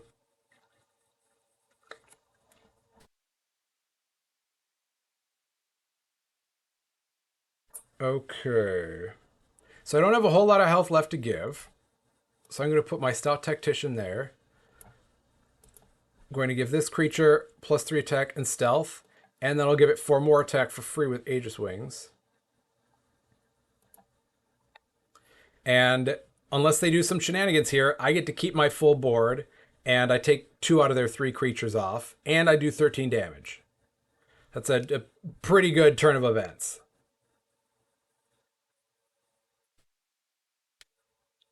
But if it's a Rumble Spark deck, I'm guessing that they have something that will be able to do direct damage to me in order to try to flip this as soon as possible.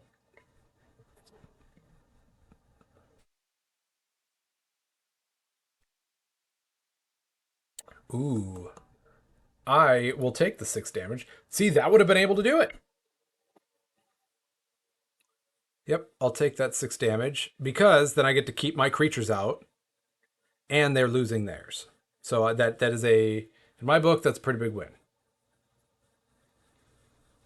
And 9 health, I obviously not great, but I'm still in a position where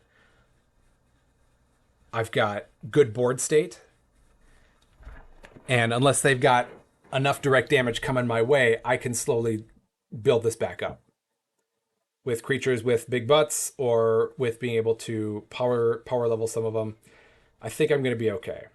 At least without knowing my opponent's deck list, they've got the 2 factions that end up liking to do a lot of direct damage or a lot of damage quickly. I know that they've already played level 1 Flame Jet, so I'm Don't have much extra besides this in terms of health left to go.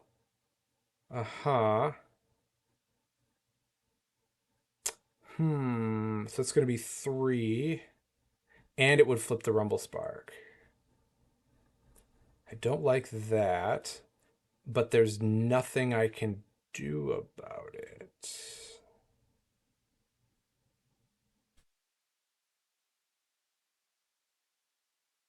Hmm. Unless I go like, well, that's not doing anything about it. But if I go like this, yeah, we've got options. They're not great. They rarely are. But we've got options. And that can activate to deal 4 damage to a creature. You're gonna do it there to make a trade. You're gonna do it there to make a trade. You're gonna get rid of, or you're gonna get rid of that and force me to have to put something big there.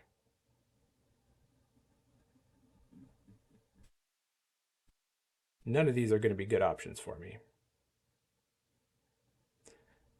I think the most debilitating would be taking out my Decayosaur. Yeah. Yep, I think so.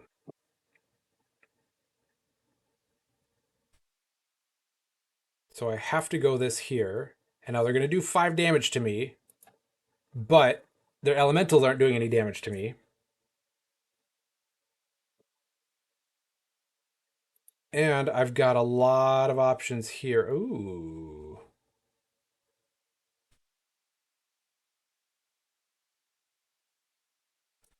So I need to be making some health quick because I know that they have a flame jet potentially. And they also have the level 3 of this creeper. So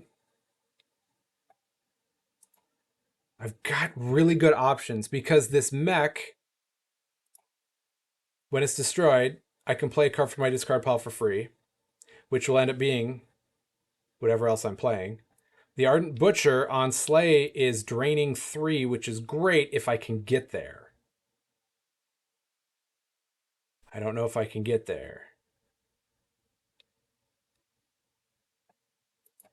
So let's go like this. Replace that. And then we're going to deal damage there.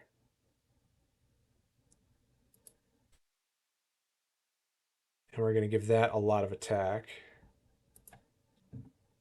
And if I can somehow finagle this, I could potentially... Oh no, not anymore, I couldn't.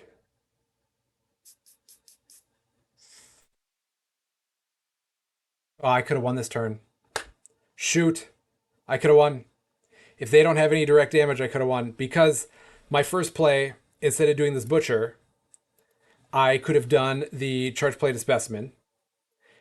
Then well, we'll see if they do something that ends it here.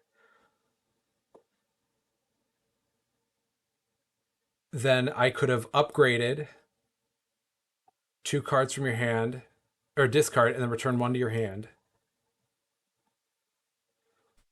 But would that have actually done it? Because then I could have brought back the Specimen, the level 2, but I need the level 3. Mangasaur, deal 9, deal 9. Oh, that's going to deal 3, which is going to hurt the rest of my board. Yeah.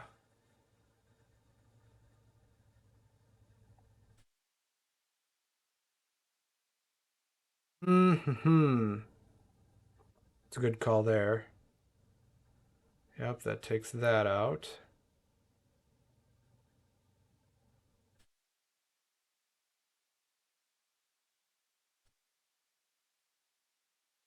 Yeah, I'm dead in the water right now. So I have to go here to block. And I know that they have direct damage in their deck. I don't know if they've got it in their hand, obviously, but if they did, they would have already played it, I guess. It's just that they're off Forge, so then they get the next play in order to finish me off.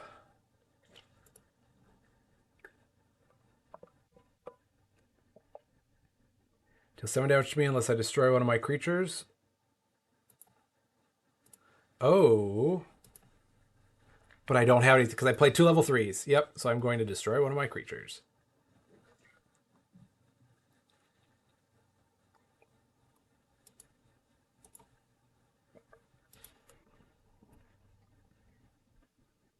All right, so they're down to 10. I'm at 4. If they get Dreadbolt, they win. Because then they should just play it right now. Just play it and end the match if you have it. Necrotic Stitcher. Okay. So, my options are to Army Commander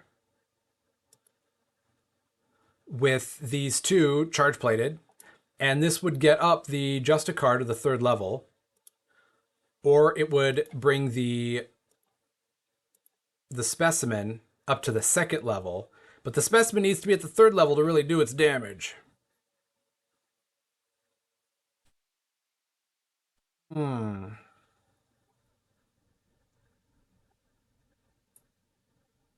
That's 8 or less attack.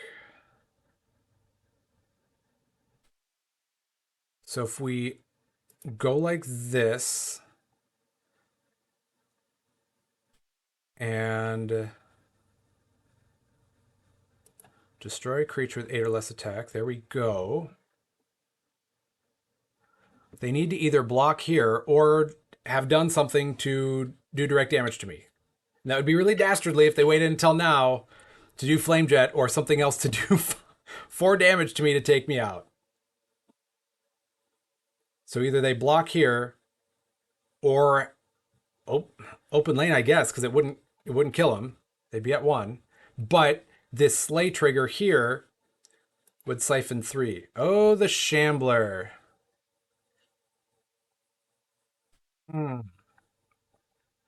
Well, I've got my Dreadbolt that... This is a nice little rock, paper, scissors here.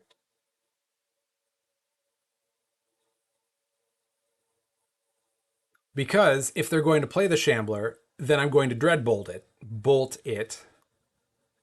So they would siphon 2 from me. So they would go up to 12. I'd go down to 2. Then combat would happen.